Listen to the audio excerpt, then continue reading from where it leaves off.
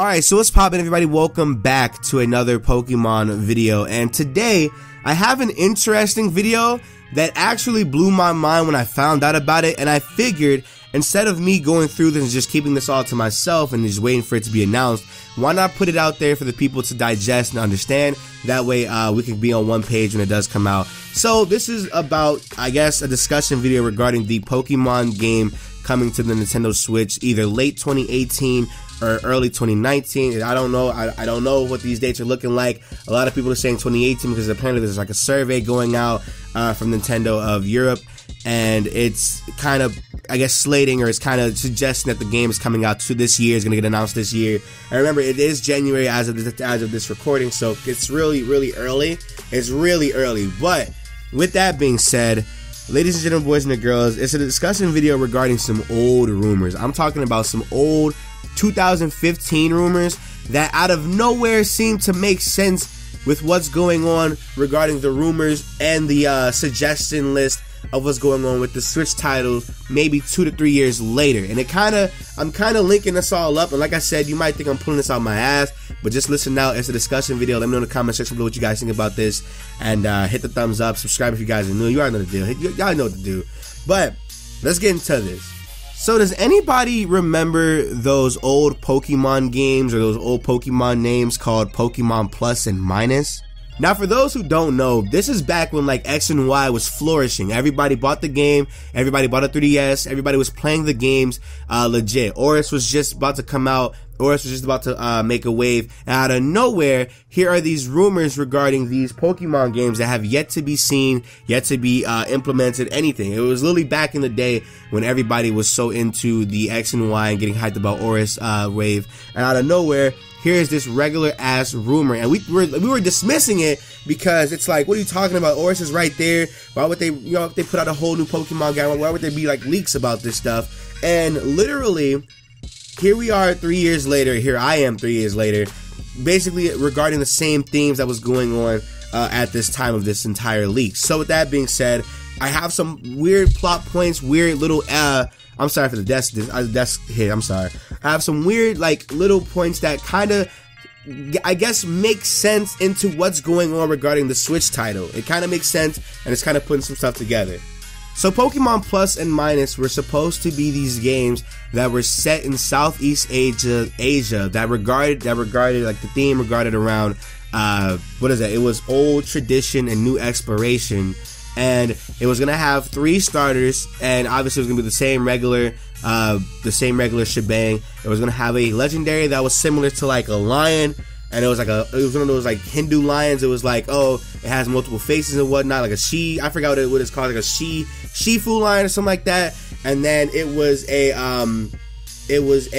I guess like a bat moth type of thing, like legendary. And like I said, it was supposed to be like based around old traditions and new explorations. And it's kind of weird how literally in 2018 that same theme is coming back around literally 3 years later. It's kind of weird, but let's get into it some more. So back in 2015, Game Freak actually received the alpha hardware for Nintendo's new console, which we found out 2 or 3 years later, that is a Nintendo Switch. The Nintendo Switch is here. We have a hybrid console, and here is this console that is doing amazing, by the way. Shout out to Nintendo for the Switch's success. I cannot wait to see what it does more. But like I said, Game Freak was one of the first development studios to be able to receive this alpha hardware, and here we are 2 years later, the Nintendo Switch is out and active. And now it's like, okay, what else is next, right? If you remember back from the rumors that we covered, I guess like a month ago, there was a I guess a point that was made regarding Nintendo or Game Freak wanting to, I guess, overhaul the battle system mechanics, meaning that if you guys remember the Digimon World games, pretty much the entire battle system was going to be similar to that. And honestly, a lot of people weren't happy with that regarding, because they want the turn-based back. But at the same time, Game Freak has always said like, oh, hey, there's a lot of things that we wanted to do with the 3DS that we couldn't, but obviously, due to limitations, we could not do that. So maybe my question or my assumption is maybe after receiving the Switch hardware, the beta, the alpha hardware, maybe they realized that they weren't doing enough with Pokemon. Maybe they realized, like, hey, there's a lot more that could be done. Because if you remember back in like November, there was an interview regarding one of the directors, I forgot his name, and he talked about how limited they were on the 3DS. How on the 3DS they realized they did all they could with Sun and Moon. How there was a lot of ideas they wanted to implement in X and Y they weren't able to put into, and there's still a lot of ideas that they were not able to put in Sun and Moon that they're going to put in the next games. So my hypothesis is, hey, here are these things and features that you guys want to put out, right? Here is this new hardware that you guys have had for years, and here's this theme that's been floating around but nobody's talked about that you guys can just take out for everywhere. And my thing is, what if they're all putting this into the Switch game? You know, like, what if they're all putting this into the game that we're supposed to be excited for in the next couple of months to like a year, you know? And like I said, in Plus and Minus, the theme of the entire region was new tradition versus old tradition, or new exploration in this case.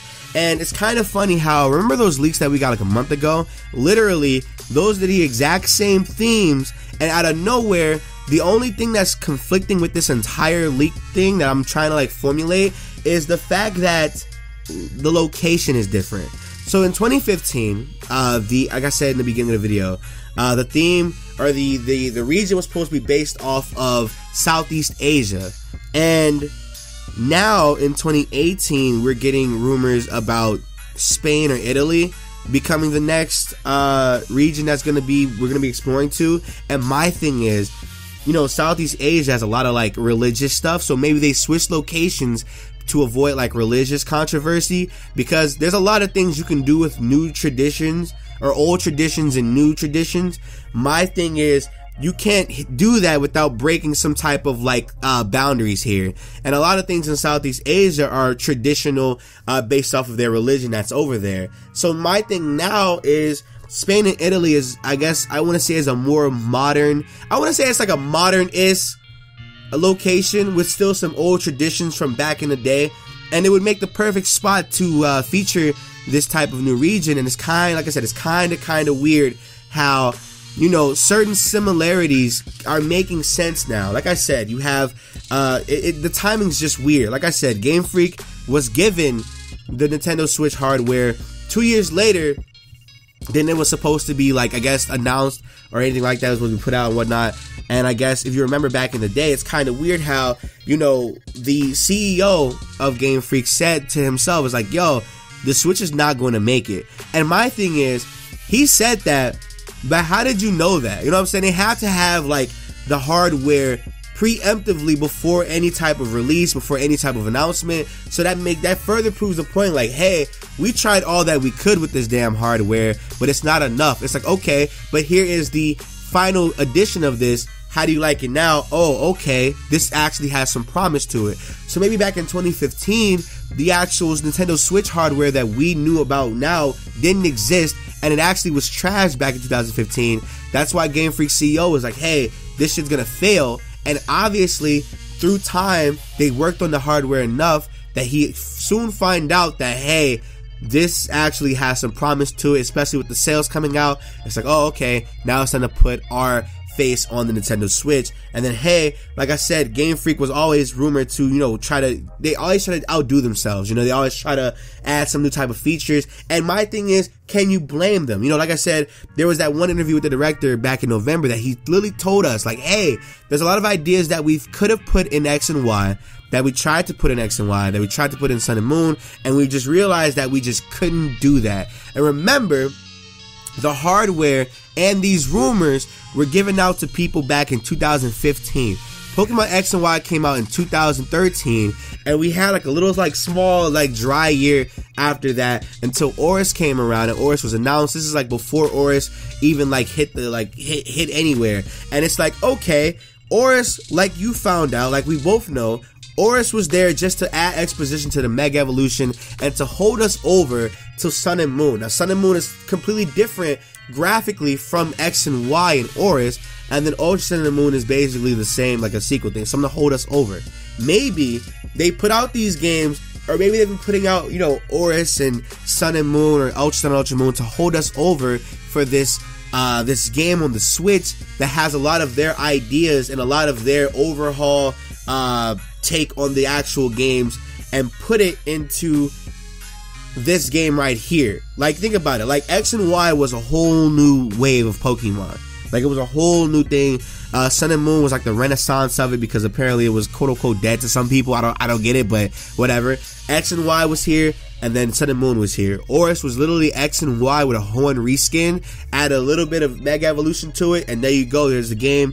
And then Ultra Sun and Ultra Moon was literally like an alternative take on Sun and Moon, and that was it. My thing is, Oris and Ultra Sun and Ultra Moon are literally filler games. They're literally filler games.